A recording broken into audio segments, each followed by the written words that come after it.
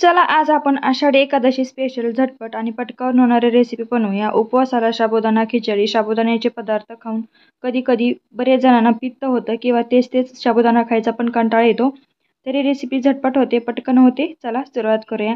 गॅसवर कढई ठेवली, त्यामध्ये 1 वाटी शेंगदाणे टाकून घ्यायचे। शेंगदाणे आपल्याला थोडेसे असे हलकेसे भाजून घ्यायचे। तर हे पहा, एकदम हलकेसे शेंगदाणे भाजले गेलेले आहेत। एक कपडा घेतलाय, त्या कपड्यावर हे शेंगदाणे टाकून घ्यायचे। कपड्याची दुसरी बाजू यावर टाकून आपण याचा बारीक असा चुरा करून घेणार आहोत, किंवा जे शेंगदाण्याचं टरफल आहे ते पूर्णपणे आपल्याला काढून घ्यायचं आहे। किंवा तुम्ही शेंगदाणे गार झाल्यावर सुद्धा हे करू शकता, पण शेंगदाणे गार झाले ते टरफल लवकर निघत नाही। गरम गरम असतानाच ते टरफल पटकन निघलं जातं। तर कपड्याच्या साहाय्याने तुम्ही याचं टरफल काढू शकता। तर हे पहा, मी चोळून चोळून याचं पूर्ण टरफल बाजूला काढून घेत आहे। तर ते पूर्ण टरफल बाजूला झालेलं आहे। यातले थोडंसं एखाद्या शेंगदाण्याला राहतं तर काही हरकत नाही राहिलं तरीही।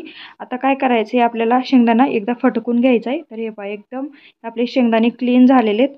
आता काय करायचं आहे, कढईमध्ये 2 ते 3 चमचे तूप टाकायचे आणि आता यामध्ये आपण अर्धी वाटी गूळ घालणार आहोत। तर इथे आपण अगोदर 1 वाटी शेंगदाणे घेतलेत ना, 1 वाटी शेंगदाण्याला आपल्याला अर्धी वाटी गूळ पुरेसा आहे।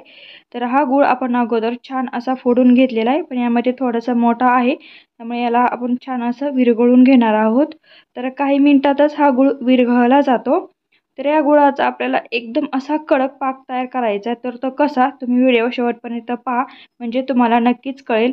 बरेच जण ही रेसिपी बनवताना कधी कधी त्यांची चुकते, तर ती कशामुळे, तर पाक बनवता वेळेस खूप काही गडबड होते। अति घाई करायची नाही, घाई केल्यामुळे आपली रेसिपी फसते। तर पाक कसा चेक करायचा, व्यवस्थित झाला आहे का नाही, तर पूर्ण गूळ विरघळलेला आहे। पाणी 1 वाटी मी पाण्याची घेतलेली, त्यामध्ये थोडासा गुळाचा 1 थेंब टाकायचा आहे। तर हे पहा, ही चाचणी जी आहे ती आणखीन चिकट आहे। तर आणखीन आपल्याला 2 मिनिटं याला शिजून घ्यायचं आहे। तर हे पहा, मी 2 मिनिटं शिजून घेतलंय, परत पाण्यामध्ये टाकलंय। पाण्यामध्ये टाकताच असं हे याची कडक गोळी झाली पाहिजे। तर हे पहा, कशी एकदम हातात घेत असती तुटते, सेम अशा पद्धतीची ही आपल्याला पाक तयार करून घ्यायचा आहे। तर एकदम परफेक्ट हा पाक तयार आहे। तर यात आता आपले 2 चमचे तुपाचा टाकायचा आहे। तूप टाकल्यामुळे या रेसिपीला खूप छान शाईन येते, म्हणजे अशी एकदम चमकते, त्यामुळे तूप नक्कीच घाला। आता जे आपण शेंगदाणे भाजून आणि याचे सालपट काढून घेतले ना, ते यामध्ये टाकून घ्यायचं आहे आणि मस्तपैकी मिक्स करून घ्यायचं आहे। एकदम छान हा गूळ शेंगदाण्याला लागेल इतपत आपल्याला याला मिक्स करायचं आहे। तर एकदम पटकन मिक्स होत आणि पूर्ण शेंगदाणे या गुळामध्ये मिक्स झाले की लगेच आपल्याला गॅस बंद करून ही चिक्की खाली काढून घ्यायची। आता ही जी प्रोसेस आहे, पोळपाटाला तूप लावायची अगोदर आपल्याला सर्वात पहिल्यांदा करायची, म्हणजे चिक्की बनवायच्या अगोदर, म्हणजे चिक्की यावर टाकली की पटकन आपल्याला पसरता येते।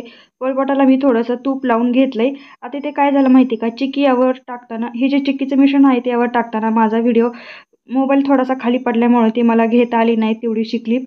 मी ही पूर्ण यावर टाकल्यानंतर बेलण्याच्या साहाय्याने लाटल्यानंतर पुढचा व्हिडिओ घेतलेला आहे। आणि यावर टाकून आपल्याला बेलण्याला पण थोडंसं तूप लावून लगेच हे पसरून घ्यायचं आहे। आणि ही चिक्की थोडीशी कोमट असतानाच कट करून घ्यायची, नाहीतर ती पूर्णपणे थंड झाल्यानंतर कट होत नाही।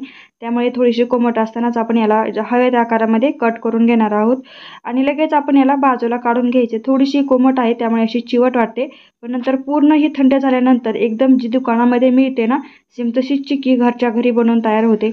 उपवासाला तुम्ही नक्कीच ट्राय करू शकता। आणि त्याचबरोबर साबुदाणा तेच तेच पदार्थ खायचे जर कंटाळा आला असेल, तरी झटपट आणि पटकन होणारी चिक्कीची रेसिपी आहे, तुम्ही पण नक्कीच ट्राय करा। तर हे पहा, पूर्णपणे थंड झाल्यानंतर ही चिक्की अशी तयार होते आणि तुम्ही याचा आवाज पण ऐका, म्हणजे तुम्हाला समजेल की कितपत तयार झाली। तर हे पहा, एकदम अशी कडक ही चिक्की बनवून तयार आहे। कशी वाटली नक्की सांगा। व्हिडिओ आवडला तर लाईक